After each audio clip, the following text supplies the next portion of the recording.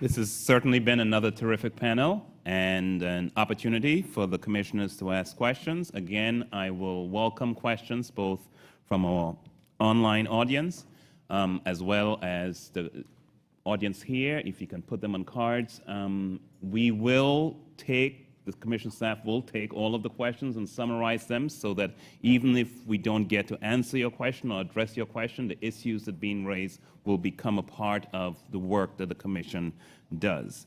So let me turn to the commissioners for questions. I see a number of hands. First, Commissioner Kate Baicker. Thank the panel for this very interesting discussion, and we've been charged as a commission with the very broad and important task of looking at the non-healthcare determinants of long-run health outcomes, and that is plenty to grapple with. But several of you spoke eloquently about the importance of knocking down silos, and I'm interested in the interplay between the initiatives that you've described and traditional healthcare in policies that are meant to improve health. A lot of the solutions in the healthcare sector involve healthcare providers integrating with the community better and reaching out to community forces to try to improve their patients' ability to enhance their lifestyles, follow up on doctor's orders. And on the flip side, these community actors have an opportunity to interact with healthcare providers to try to have a continuum of care for people. And I wonder to what extent the interplay between non-health inputs into health and the healthcare sector can be a productive way to leverage resources versus not a distraction, but a competing draw on what are scarce resources for long-term investments when there's always a temptation to focus on short-term health crises. It's a great question. The short answer is I think that there is an opportunity here, but there is much work that needs to be done. This is not going to come easily. The healthcare system is in a period of crisis now, however, and there's nothing like a crisis to open opportunities for change. I think a near-term opportunity, and one that we need to really think about how to capitalize on, is the fact that at least in some states, we're about to have significant expansion of the Medicaid program. And that result of that is going to be, there is going to be not only millions of new people with insurance, but people who historically have not had health insurance, and for the most part, people who are poor adults. The bottom line is that the primary determinants of health in those individuals are not things that our clinicians and healthcare system are easily going to solve in the context of an office visit. It's issues around employment, around childcare, around language as examples. And so I think there is right now a real opportunity, because it's going to so significantly affect the bottom line of the healthcare system, to think about how to build within communities those human services that are actually the real need for the patients that now the healthcare system is about to inherit. And for the first time, instead of those individuals bopping in and out of human service organizations as their need arises, there is an opportunity to create a chronic place in the system, a health home, to better coordinate over time the delivery of those services. I just add on that just quickly that I think through mechanisms like the accountable care organizations, you'll have the incentives to sort of be working with those care providers that can help feed back information to say, you know, this is an area that's causing pressure on the healthcare system, which would inform community interventions that might relieve that pressure in order to achieve the long-term goal of cost savings. Okay, the next question is from Commissioner Shirley Franklin. Yes, thank you. And thank you to the panel, this one and the prior panel, for describing really some of the important work that is going on at the state level as well as the community level. My question is really directed toward, are there examples or what are your learnings across political jurisdictions, across regions? There was mention of the Southeast region. I mean, to what extent do you see the commission should take on actually advocating or advancing some of these practices across regions, not just within communities, neighborhoods, and states? I'll happily jump into that one. I think we've seen, Shirley, through federal interventions like the Healthy Food Financing Fund, the opportunity to work in multiple regions across the country. And actually, those entities that are working on that particular intervention are getting together and learning from one another about what is working and what doesn't work. I think, you know, your own example with Purpose Built, where you're having such extraordinary outcomes in terms of life progress among young kids, and I would, even though I don't think this has been measured yet, I would venture to say with health as well. You know, as that is moving into multiple regions across the country, I think it's providing an excellent example that's getting noticed and getting emulated. I was literally at a board meeting of a Southern California housing developer that is one of the largest, has a portfolio of maybe 5,000 units of housing. And some of the ideas that are being discussed at the national level and at the regional level are now percolating down to them, and they have decided that in their next plan, they're going to be taking on not only housing, but also education and health, and they are trying to connect up with others to figure out how to do that well, so they're not inventing the wheel all by themselves. So I think these things are crossing jurisdictional boundaries, and leadership, as you've provided, frankly, helps that quite a bit. I think we're finding that there are a lot of cities that have similar characteristics, and they may not fall into kind of a regional frame. But what we're finding is that they're falling into a series of kind of national initiatives, like the Living Cities Integration Initiative, the Strong Cities, Strong Communities Initiative, the Bloomberg Innovation Challenge Cities, where there are a lot of opportunities to kind of take work and share what we know and what we're learning and form stronger networks. And so I think that networked approach is something that Kresge is looking very closely at, rather than trying to look within a region, because in each region there is a wide range of conditions that may not all be ripe for the type of solutions that we're trying to create. Okay, Oh, sorry, go ahead. Just real quick, I think, too, this union of health and community development gives us new tools and connections, in the sense, not only are there places in the country where there's no community development infrastructure, so I'm thinking about Southern Nevada at this point, and it helps us go to the region from the neighborhood. And so it gives us the tools that way as well. So, for example, the work we did with the Healthy Communities meeting in at Las Vegas, that has spurred on an organizing attempt to do a cross-sector intervention.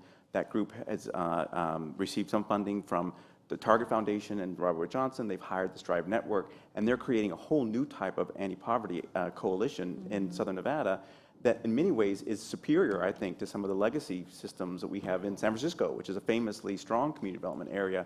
And I think this is an opportunity to kind of, and the analogy I often use is they jumped over landlines and they went straight to cell phones. Okay, I have several commissioners lined up. Marla Salmon, Angela Glover Blackwell, Alice Rivlin, Sheila Burke, Annie Warhover, in that order. Marla. Yes, and thank you to all of our panelists today. My question relates to the challenge and your insights about it of incorporating communities meaningfully at the local level as you're building bridges across sectors that normally don't communicate well. Again, it's a great question. Let me just start off by saying that going back to what we know works in global health, a critical starting point, in fact, the absolute starting point in any sort of community process is working with the community, identifying cross-sector community leaders, identifying where the community is and what they are interested in getting behind before any decisions are made. And so that's not necessarily the current practice in this country, but I think for us to be successful, that's the place that we're going to need to be starting in the future. I think we've tried to think about what types of knowledge are needed to solve problems.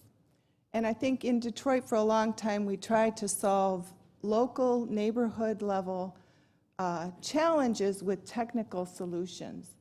And that has just not worked. but to try to think that people will solve complex problems with only the resources that they have at the neighborhood level is not practical either. So we've tried really hard to think about how to blend those two. And I think if we initiate any type of new project or program by thinking hard about what aspects of this problem are technical and what aspects are really very much requiring the local sophisticated knowledge of people whose lives are affected by those problems every day, we can begin to come up with some solutions.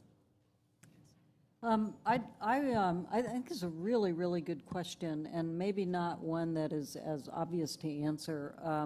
What it makes me think about is we're involved right now with Citibank in creating a program that we hope is going to be standing up about a dozen quarterbacks across the country. And one of the legs on the stool of that program is what we call a learning community. And we're thinking about using technology, quite frankly, telepresence sites in all of the major marketplaces to bring people together in a self-teaching, knowledge-sharing learning process that will be aided by expertise that can be made available to them across sectors. So it's from within and also from the top down to try to create that kind of learning and cross-fertilization. Okay. Angela Glover-Blackwell. Great panel, as was the first. This is just really such a stimulating discussion that you all have teed up. David, I have been particularly impressed by the work that's happened in King County around the Equity Index, and really appreciate that you helped us to think about getting beneath the numbers and the rankings and looking at place, but also looking at race. And in looking at your Equity Index, I have seen that there has been some disaggregation by race as well as place, which is so important as we think about the fact that by 2018, the majority of all children in this country will be children of color, and we know what's happening in terms of income, education, et cetera. Are you disaggregating everything by race, and how is this playing out in your community and impacting strategy? We are trying to disaggregate information by, in particular, the determinants that we think are the most important, including race, as well as the avenues by which we can attack the problem. So looking at not only the underlying social determinants, but actually the places where we can make a difference in the short term, transportation, childcare, that kind of thing. That kind of disaggregation is critically important as well. A problem we have as we talk about the issue being so granular at the community level, quite frankly, is we run into problems with our ability to measure. We don't have necessarily the financing or the methodology to be able to produce as precise estimates as we would like when you drop down to a small community, a census tract, or a racial or ethnic group where there's a small number of individuals. That's a place where work needs to be done. And last point, that's a place where I think, again, global health can help us, because the problem of inadequate information in many developing countries is not that dissimilar from inadequate information at the local level in this country. Okay, the next question is from our Commission Co-Chair, Alice Rivlin. One of the themes of both these panels has been concentrating and focusing resources on people or places of the greatest need and doing a high-quality job and pulling together health and development and education. But I'm a budgeteer, and that sort of implies quite expensive programs in a limited number of places. So the question is, how do you explain to those other folks that they're not getting this, that this is being focused in the neediest places? And these may be people who think, to go back to Governor Daniels' question, gee, I did the right thing, I got married, we both have jobs, but we still aren't making it very well. And why aren't we getting the stuff that is clearly going into this highly impoverished neighborhood? Great question. It's something I think about every single day. I'm not someone who thinks that the answer to all my problems is just the ever-expanding pie of spending. I want to just kind of turn back to the example that I gave on the Booth child care project. In that case, we invested very little money there. It was $70,000 was all it was.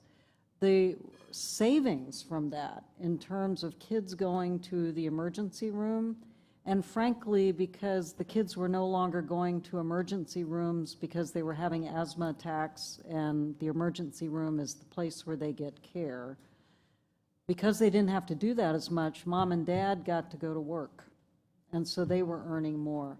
So I would say that at least the interventions that I'm aware of actually literally expand what's available for those other families that you're describing. It doesn't shrink the pie, it actually makes it bigger for others.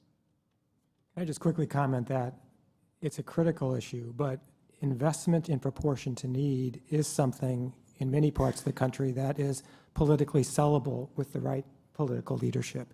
And in fact, if for no reasons other than vested interest, if you look at how our tax dollars are being spent and how they are being disproportionately spent on indigent health care, on end-stage human services, on criminal justice, and how interventions upstream of those could enable reduction in taxes over time, I think that's part of the message as well. And I just add that this, I think, is not about new resources, but spending existing resources in a smarter way. So the lack of organization is hugely expensive and inefficient. I was just speaking to a group in Columbus, Ohio, and these hospitals were saying, oh, we get that health happens in neighborhoods. That's why we started a community development corporation to build housing and do this work. And I thought, gosh, you know, if you needed a delivery truck, you wouldn't build it. Or if you wanted a computer, you wouldn't invent it. Like, you buy these things, right? And it's hugely expensive for them to do that. And so there are so many examples like that where we could spend the existing resources smarter. Okay, next question, Commissioner Sheila Burke. This is actually a follow-up, in a sense, to Alice's question, and that is the question of how we prepare needing communities to acquire the kind of support they need. I mean, if we were to look today at the distribution of funds, at least at the federal level, it's largely to the old and to the ill. And we are increasingly competing on the domestic discretionary side with the compelling needs on the entitlement side. One of the comments that David Fleming made in his materials I found quite interesting, and that is, how do you prepare communities who are in fact in need to compete when they don't have the capacity or the skill set to be able to compete for those dollars against others who are perhaps less needy but are better prepared to do so. And again, this is both intergenerational kind of challenges, but also just the skill sets necessary in some of these communities to actually be in the competition to acquire those dollars for this population. Lots of really good questions that are being asked. The answers are difficult. I do think, though, that this is a place where, again, we require leadership. The solution to preparing communities is actually a relatively inexpensive solution. It requires modest amounts of technical assistance and training. That is an upfront investment, but it's one that's not very expensive. And just to expand, in public health, we're terrible at this. We generally have a mindset that when new dollars that are available, particularly at the federal government, to your point, they are competed. And who gets competitive dollars? It's places that are the best prepared to submit applications. We need to take a step back with leadership and invest in the modest amount of technical assistance to make what you're talking about happen. And can I respond that I think that is a role for place-based philanthropy. That same issue of competition actually hits national philanthropic grant programs as well. And foundations really want to make sure that their investments succeed, that they demonstrate the kind of outcomes that they're looking for.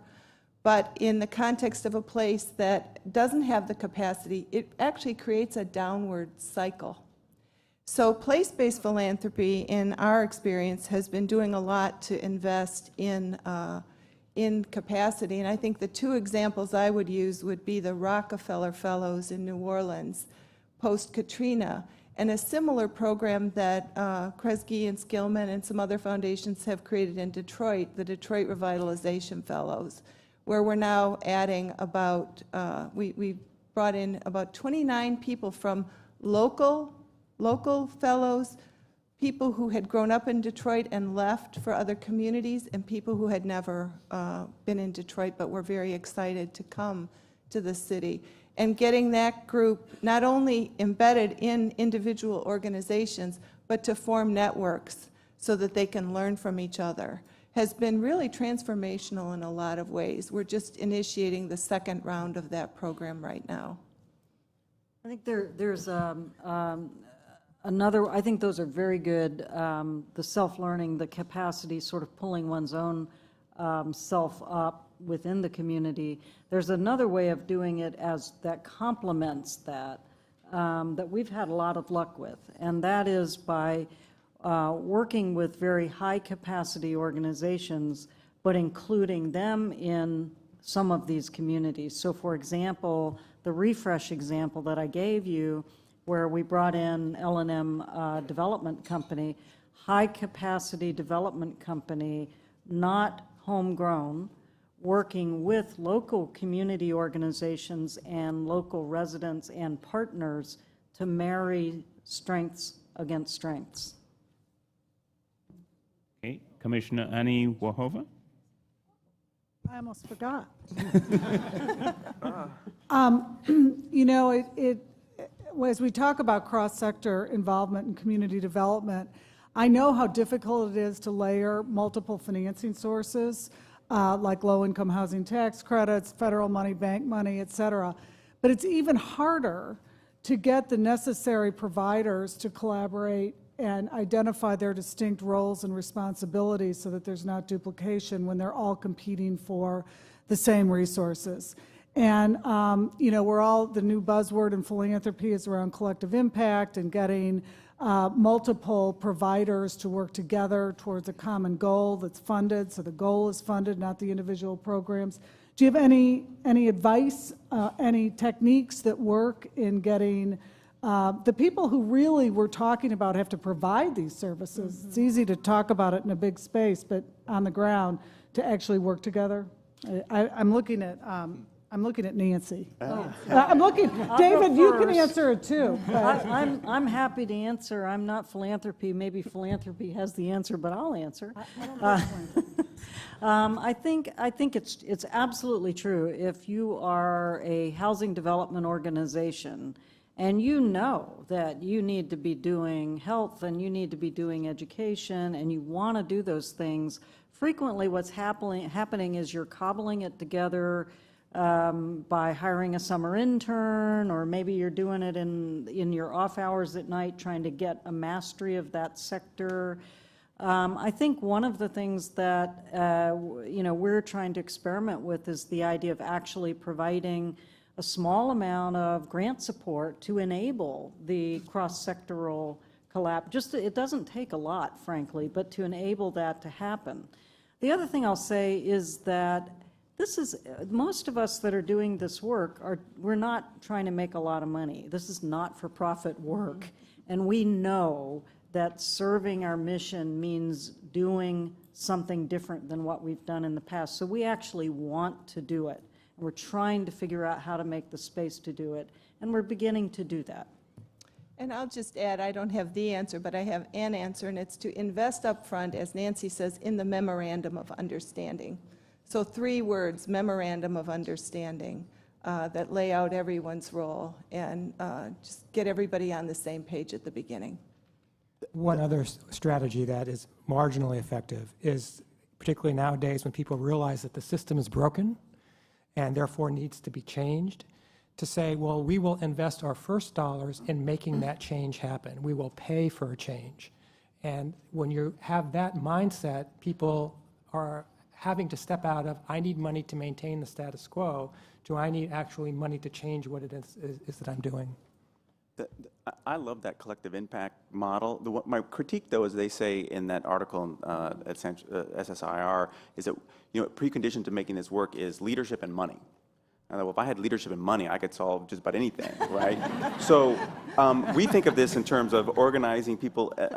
Someone plays a quarterback role that organizes it, and it's along a spectrum. And you can think of someone like Jeffrey Canada on one end, where he just built every institution he needed to kind of create that pipeline that he wanted. And on the other end of the spectrum, I think about the Twin Cities, where everyone's nice and capable. And we were at a meeting at the Federal Reserve, and they basically shook hands and said, we're going to end homelessness by 2015, and they will probably do that, right? But there's points along that spectrum that require different types of organization, and it'll be different in different places. But to have someone play that quarterback function, and just really quickly, City Foundation just announced a grant program to try to foster quarterbacks in communities across the country. I think paying focus to that quarterback role will be very important going forward. Our final question is from our Commission Co-Chair, Mark McClellan. I just wanted to pick up on this last point about the quarterback roles and about getting these different sectors to work together effectively. As you all said, there are hundreds of billions of dollars in community development investment available. It's good to see that some of that is going into the kinds of programs that you all have helped lead. Besides leadership, besides money, and besides startup grants, what would you do to support these along? You all mentioned some common metrics, some common goals. Is there something that resembles a framework here? Yeah, well, we're working on that, so the answer is probably not as it's not as packed as I would like it to be, but we need to change the incentive structure. We have everything that we've done since the War on Poverty has really been organized around access and around outputs, because we honestly thought that was what was going to solve the problem. So the more of the outputs we produce, the more of the problem we're going to solve. What's happened with the explosion of knowledge with biochemistry and biology and all of these interconnected things that have been emerging in our minds or in our understanding in the last 2 decades is these things don't get solved one at a time. And so just focusing on access to housing or access to a school is not going to address the issue effectively. And so our mindset is starting to change, and if we change the incentive structure, if what we're doing is we're paying for success, if we're paying for outcomes, that will begin changing the way we do practice.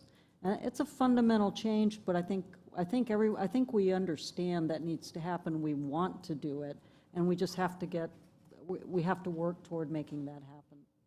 I'd just add, too, that I think we need a champion for this work. And, community development was really invented by the Ford Foundation in the 1950s and 60s. We are operating under those ideas from that time. It was very innovative, and they were able to change the world in many respects. I think the Robert Wood Johnson Foundation is in a similar position today to be the champion to bring those two together. I think the breakthrough is that we're not thinking of this in different disciplines anymore. I think that's the only way that we're going to think about the kind of communities that serve everyone well. And I think of the kind of community that I want to live in, and I believe that everyone in America deserves to live in that kind of a community. But it involves all of us working across every boundary that we can break. Well, please join me in giving a heartfelt thanks to this panel.